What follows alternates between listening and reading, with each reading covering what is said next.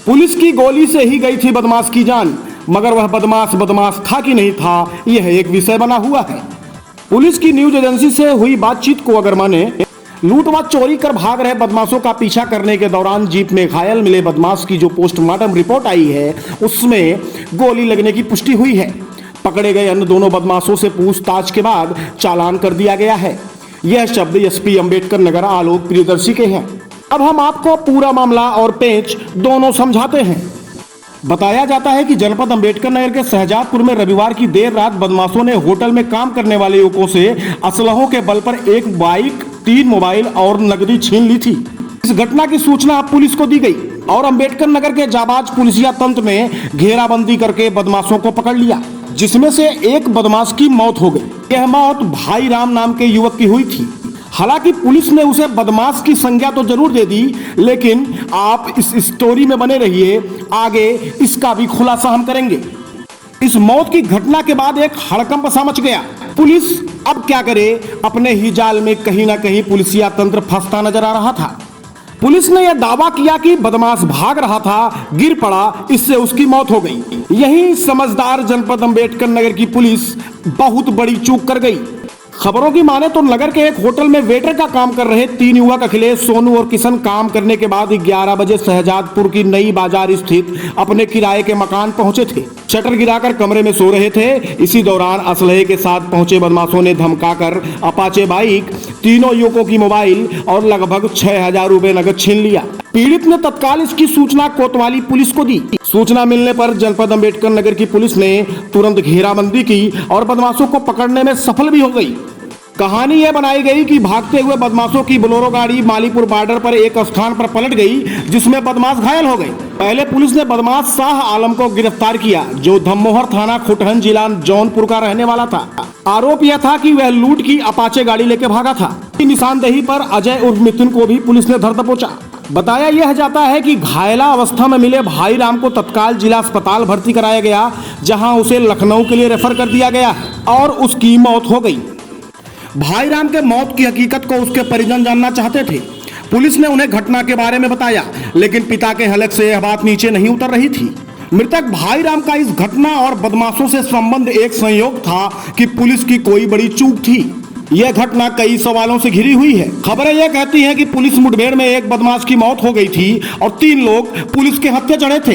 Police अपने सफाई में यह कहती है कि बोलेरो गाड़ी पलट गई थी, जिससे बदमाश घायल हो गए थे। उधर पोस्टमार्टम रिपोर्ट यह कहती है कि मृतक भाई राम गोली से मारा गया था। अब यह गोली पुलिस की थी कि किसी और की, यह जांच का विषय है। आपने देखा होगा कि अक्सर जब पुलिस द्वारा ऐसा गुड वर्क किया जाता है तो सीना चौड़ा कर पुलिस वाहवाही लूटने सामने आ जाती है और बताती है कि हमारी जाबाजी रंग लाई है। मगर इस घटना को पुलिसिया तंत्र छुपाने में क्यों जुटा रहा? आखिर इसके पीछे राज क्या था? खुलेआम लूट के आरोपियों का पीछा करने के बाद गिरफ्तार करने में सफल पुलिस पूरा दिन मामले को मीडिया कर्मियों से बताने के बजाय छुपाने में आखिर क्यों जुटी रही? इस घटना में मृतक भाई राम की हकीकत जानने के लिए हमारी टीम भाई राम के गांव जा पहुंची। नमस्कार, मैं हूं हिमांशु त्रिपाठी। आप देख रहे हैं द अर्थ न्यूज इंडिया। एक गांव है सुल्तानपुर जिले में। पुलिस वाहवाही लूटने के लिए एनकाउंटर करती है। एनकाउंटर होता है, उसमें एक निर्दोष मारा जाता है। गांव के छोटे लोगों के साथ मिलजुल के, गांव के छोटे बच्चों के साथ हटकेलियां करता हुआ एक मंच उसके पास भी था, जो एक गोदी में बच्चे और 2 जमीन पर खेल रहे बच्चों का पेट पाल रहे थे। गांव में पहुंचे हैं, सुल्तानपुर जिले में हमारी द अर्थ न्यूज इंडिया की टीम पहुंची है। जनपद अंबेडकर नगर से 61 किलोमीटर की दूरी हमने तय की।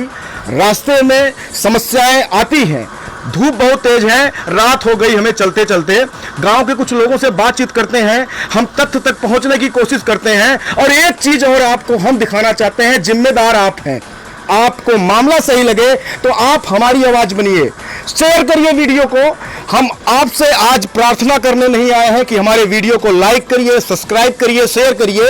अगर आप जिम्मेदार हैं, अगर यह घटना ऐसी हुई है और यह घटना कहीं आपके साथ, आपके लोगों के साथ और ऐसे निर्दोष परिवारों के साथ जो जिनका सुनने के लिए आज कोई तैयार नहीं है, अगर किसी एक जिम्मेदार के साथ ऐसा हुआ होता, या फिर दलित वो नहीं हुआ होता, या छोटे भैया नहीं हुआ होता, तो ये मामला जो तिल समझा जा रहा है वो आज ताड़ के संज्ञा में दिया जाता है। गांव वालों से बातचीत करते हैं, जानने की कोशिश करते थे कि मामला क्या है। आपका प्रवीण कुमार सिंह, कहाँ के रहने वाले हैं बॉस? डोमापारा।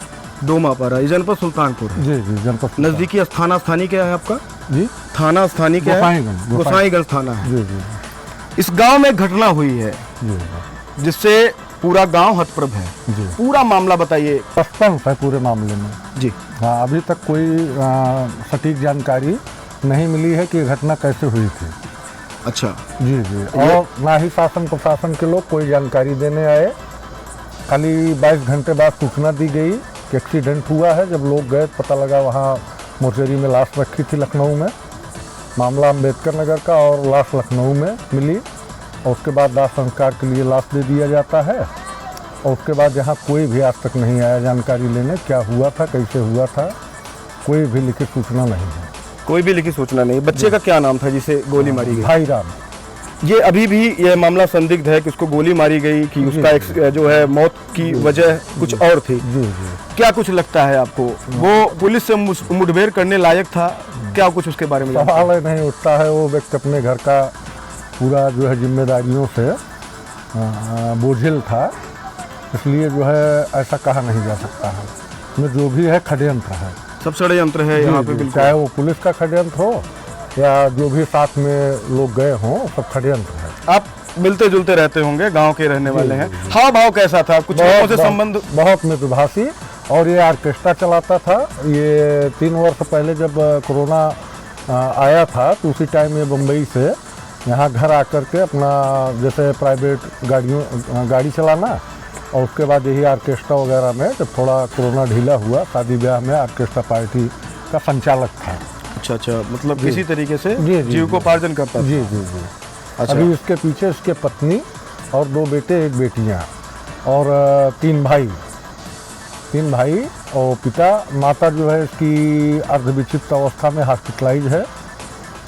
आपको जब सूचना मिली, आप लोगों को, जब आप लोगों ने जाना, जी जी, क्या एहसास क्या था उस समय का? सर सही सूचना दी ही नहीं गई थी। मैं गोडा में था MLC चुनाव में, तो जानकारी ये मिली कि उसका एक्सीडेंट हो गया। इनकाउंटर वगैरह के बारे में नहीं बताया गया। ये तो 20-22 घंटे बाद जो है जब स्थानीय पुलिस गोसाईगंज ने आके सूचना दी, तब ये जानकारी मिली जो है इनकाउंटर हुआ था। फिर पता लगा मुठभेड़ हुई थी। अभी सच्चाई सामने नहीं आई कि मजिस्ट्रेटी जांच हो और दूध का दूध पानी का पानी हो। कुछ जिम्मेदार देख रहे हैं, आपको भी चैनल के माध्यम से जी जी, क्या कहना चाहते हैं उन जिम्मेदारों से? कहना यही चाहेंगे कि जैसे जो भी है, सरकार ने तो बहुत अच्छी नीति बना रखी है कि जैसे जो दोषी हैं उनका इनकाउंटर हो, लेकिन जो निर्दोष लोगों का इनकाउंटर हो रहा है, सरकार इसके लिए दोष मुक्त है। सरकार दोषी है, इस पर जांच करनी चाहिए, नहीं तो फर्जी लोगों को मार दिया जा रहा है। बताओ ना, दादा अपन मन्ना बिल्लाला। अच्छा, आप का लगे लड़का का? अरे हम भाई राम के पिताजी हैं। भाई राम जिनकी मृत्यु हो गई, उनके आप पिताजी? हाँ, उनके पिताजी हैं। का फैल रहा है जब सूचना आपके पौला वो समय का फैल रहा है? साहब ऐसा पता मतलब ये सोचना मिला कि तुम्हारे लड़के का एक्सीडेंट हो गया है। हमारा लड़का मतलब गया था, हमको 20 घंटे के बाद सूचना आई थी मतलब आपका लड़का एक्सीडेंट हुआ था। ठीक साहब, पूछा कहाँ पर एक्सीडेंट हुआ? उन्होंने बोला कि अकबरपुर हुआ था। हमारे थाना वाले गोसाईगंज वाले बताए थे कि आप ड्रामा सेंटर लखनऊ जाइए। साहब वो लखनऊ गए, जिन सिपाही नंबर दे रहे हैं साहब, वो अपन मोबाइल स्विच ऑफ कर लिया 8 बजे। साहब से हेरत नहीं, मतलब सुनिए, जब आपको नंबर मिला जी सर, अकबरपुर से नंबर मिलल होई? हाँ, हमारे थाना गोसाईगंज से नंबर इठे मिलल कि यह नंबर बतियावा मिल गया। आपके लड़का पता चल जाए। आप लोगों ने नंबरवा पे फोन कैला, पता चलल? पता साहब मतलब एक बार फोन ला, करीब पता लगा लखनऊ गए साहब, मोबाइल स्विच ऑफ हो गई। पुलिस का नंबर बंद हो गया? बंद हो गई। उसके बाद आप लोगों का कैला? तो साहब रात में ढूंढुआ तो इधर उधर होत बाटे। फिर करीब थाना से अकबरपुर थाना गोसाईगंज मिला। फिर एक दूसरा नंबर दिन कल सुबह 7 बजे आपसे मुलाकात होगी। कहा साहब ठीक है, कोई बात नहीं ना। बच्चा हमारा साहब निर्दोष था। बच्चा हमारा कमाने खाने वाला था। बच्चा हमारा ना कोई चंडाल था, ना चोर था साहब, ना उसके ऊपर कोई मुकदमा था। हमारे घरेलू 3 मुकदमा थे हमारे भाई से, मतलब पटीदारी वाली मामला था साहब।